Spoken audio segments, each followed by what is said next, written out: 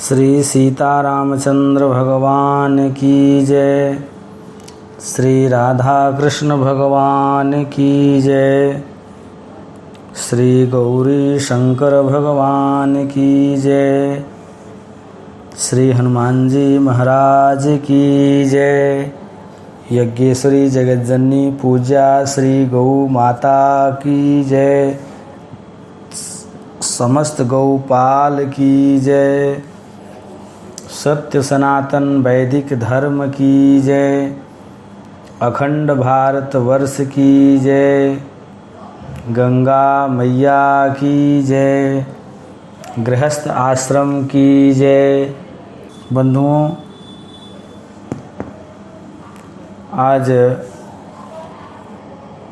मैं आप लोगों को कार्तिक कृष्ण पक्ष रमा एकादशी का महात्म्य बताऊंगा। बंधुओं, कार्तिक रमा एकादशी कार्तिक कृष्ण पक्ष शुक्रवार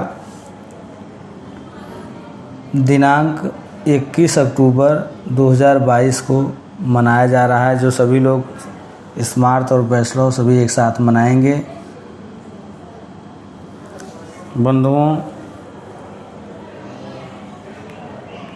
बहुत ही महत्वपूर्ण रमा एकादशी व्रत है।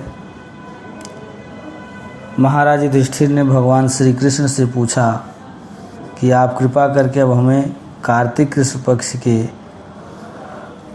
रमा एकादशी का महात्म्य सुनाएं। तब भगवान श्री कृष्ण कहते हैं, राजन, कार्तिक कृष्ण पक्ष में रमा नाम की एकादशी परम कल्याणकारी होती है। ये एकादशी बड़े बड़े पापों को हरने वाली होती है। भगवान श्री कृष्ण महाराज युधिष्ठिर से कहते हैं कि पूर्व काल में मुचकुंद नाम से विख्यात एक राजा हो चुके थे। मुचकुंद जो सूर्यवंशी राजा थे, इक्ष्वाकुल में भी इनका उत्पन्न हुआ था। तो ये भगवान विष्णु के परम भक्त और बहुत सत्य प्रतीक थे। इनके राज्य में निष्कंटक राज्य चल रहा था। इनका राज्य निष्कंटक चल रहा था। उस राजा के यहाँ नदियों में श्रेष्ठ चंद्रभागा यानी चंद्रभागा नदी ही महाराज मुचकुंद की कन्या के रूप में प्रकट हुई। राजा ने चंद्रसेन शोभन नामक एक राजकुमार से अपनी सुपुत्री चंद्रभागा का पाणी ग्रहण संस्कार कर दिया, विवाह कर दिया। एक समय की बात है,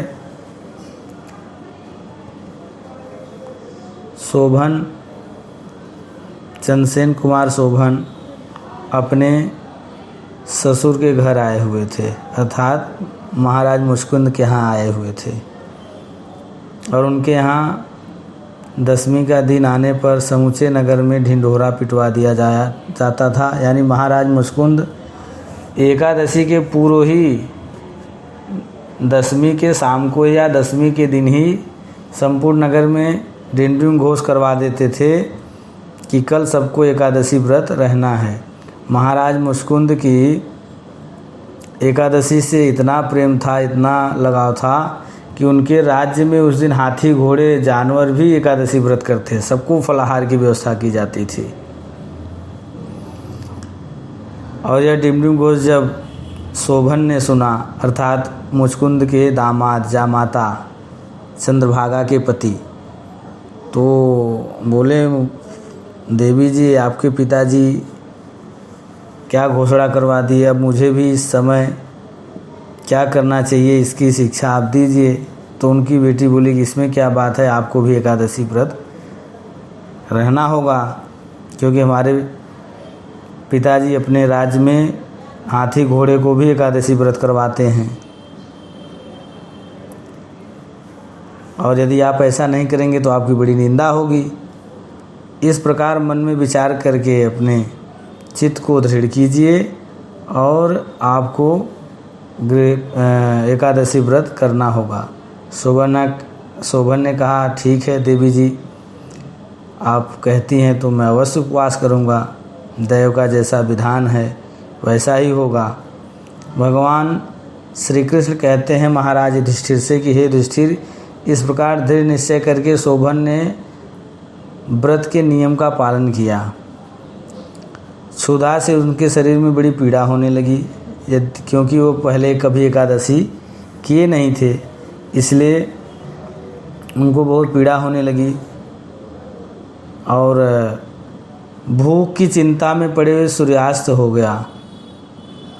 रात्रि आई, सभी लोग तो खूब मस्ती में जागरण कर रहे थे, खूब हर्ष उल्लास से सभी लोग हरिनाम संकीर्तन कर रहे थे, लेकिन यही हर्ष उल्लास उनके लिए बड़ा दुखदायक था, क्योंकि उनको भूख बहुत सता रही थी और सूर्योदय होते होते उनका भूख के कारण ही प्राणांत हो गया। शोभन का, महाराज मुचकुंद के जामाता का। महाराज मुचकुंद ने राजोचित ढंग से उनका दाह संस्कार इत्यादि किया और अपनी पुत्री चंद्रभागा को अपने घर पे ही रख लिया और वह अब अपने पिता के घर में रहने लगी। भगवान कहते हैं कि हे राजन, रमा नामक एकादशी व्रत के प्रभाव से शोभन मंदराचल पर्वत के शिखर पर बसे हुए रमणीय देवपुर को प्राप्त किए। अनमने ढंग से एकादशी व्रत करने के बाद भी उनको इतना दिव्य स्थान प्राप्त हुआ। सोचिए, यदि वो प्रेम से करते तो फिर कितनी बड़ी कौन सा लोक उनको प्राप्त होता। वहाँ शोभन मंदराचल पर्वत पर कुबेर की भांति राज करने लगे। राजा मुचकुंद के नगर में सोम शर्मा नाम के एक विख्यात ब्राह्मण थे। एक बार वे तीर्थ यात्रा करते करते मंदराचल पर्वत पर गए और वहाँ उन्होंने शोभन को देखा तो पहचान गए, तो मेरे महाराज मुचकुंद के जामाता दामाद हैं। और शोभन भी उस समय दूसरे सोम शर्मा को आया जान करके शीघ्र ही उनको भी पहचान गए और आसन से उठकर खड़े होकर के प्रणाम किए, क्योंकि वो सोम शर्मा उनके ससुर के राज्य के ही ब्राह्मण थे, उनसे पहचान थी उनकी। फिर क्रमशः ससुर राजा मुचकुंद, प्रिय पत्नी चंद्रभागा आज समस्त नगर का कुशल समाचार पूछा। शोभन ने, सोम शर्मा ने कहा, राजन वहाँ सबकी कुशल है, यहाँ तो अद्भुत आश्चर्य की बात है, ऐसा सुंदर और विचित्र नगर तो कहीं किसी ने कभी देखा नहीं होगा। बताइए यह सब आपको कैसे प्राप्त हुई। शोभन बोले, द्विजेंद्र, हे ब्राह्मण, कार्तिक कृष्ण पक्ष में जो रमा नाम की एकादशी होती है उस व्रत को मैं अनमने ढंग से किया था, श्रद्धा और प्रेम से नहीं किया था, केवल बस ऐसे ही श्रद्धाहीन होकर के किया था। और उस श्रद्धाहीन रमा एकादशी व्रत का प्रभाव है कि मैं मंदराचल पर्वत पर कुबेर की भांति राजा की तरह राज्य कर रहा हूँ। इसलिए मैं श्रद्धाहीन होकर जब इस उत्तम व्रत का अनुष्ठान किया तो ऐसा फल मिला। तो मैं चाहता हूँ कि यह मेरा राज्य स्थिर हो जाए। और यह राज्य मेरा स्थिर कैसे होगा, आप मुचकुंद की सुंदरी कन्या चंद्रभागा से सारा वृत्तांत कहिए। शोभन की बात सुनकर फिर ब्राह्मण सोम शर्मा मुचकुंदपुर में गए और वहाँ चंद्रभागा के सामने अब उन्होंने सारा वृत्तांत बता दिया कि आपके पति इस लोक में जाकर के राज्य कर रहे हैं। सोम शर्मा बोले, सुबह मैंने तुम्हारे पति को प्रत्यक्ष देखा है, वह इंद्रपुरी के समान दुर्धर्ष नगर का भी मैंने अवलोकन किया और बड़े वे उसे अस्थिर बताते थे। अर्थात वो कह रहे थे कि हमारा राज्य अस्थिर है, किस पुण्य से मेरा राज्य स्थिर हो जाएगा, ऐसा कोई उपाय बताएं। चंद्रभागा ने कहा, महर्षि, मेरे मन में पति के दर्शन की बड़ी लालसा हुई है, आप मुझे वहाँ ले चलिए और मैंने अपने व्रत के पुण्य से उस नगर को स्थिर कर दूंगी। अर्थात रमा एकादशी के व्रत से पुण्य से मैं उस नगर को स्थिर कर दूंगी। भगवान श्री कृष्ण कहते हैं, महाराज युधिष्ठिर, इस प्रकार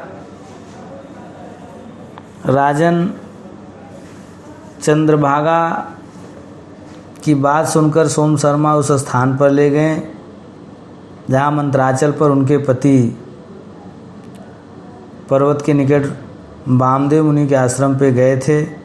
वहाँ ऋषि के मंत्री शक्ति तथा एकादशी सेवन के प्रभाव से चंद्रभागा का शरीर दिव्य हो गया तथा उसने दिव्य गति प्राप्त कर ली। इसके बाद वह पति के समीप गई और उस समय उनके नेत्र हर्षोल्लास से खेल रहे थे।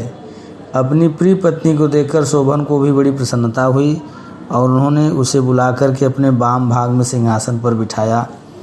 तदंतर चंद्रभागा ने हर्ष में भरकर अपने प्रीतम से यह प्रिय वचन कहा, नाथ, मैं हित की बात कहती हूँ, सुनिए।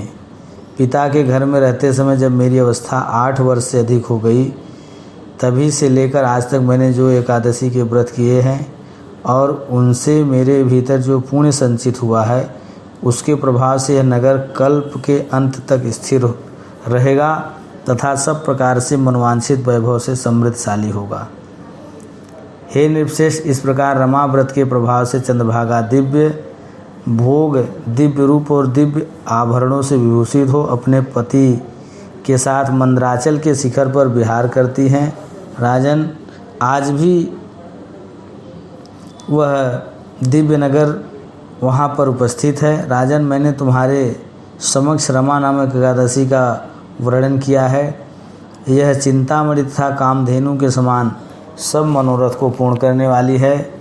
मैंने दोनों पक्षों के एकादशी व्रतों का पापनाशक महात्म बताया है। जैसी कृष्ण पक्ष की एकादशी होती है, वैसे ही शुक्ल पक्ष की, उनमें कोई भेद नहीं होता है। जैसे गाय चाहे सफ़ेद वर्ण की हो चाहे काले वर्ण की, दोनों का दूध एक जैसा अमृत जैसा ही होता है, उसी प्रकार एकादशी शुक्ल पक्ष का हो अथवा कृष्ण पक्ष का, दोनों पाप नाशनी मोक्ष प्रदायिनी होती हैं और वह सब पापों से मुक्त तथा विष्णु लोक को प्रतिष्ठित कराती हैं।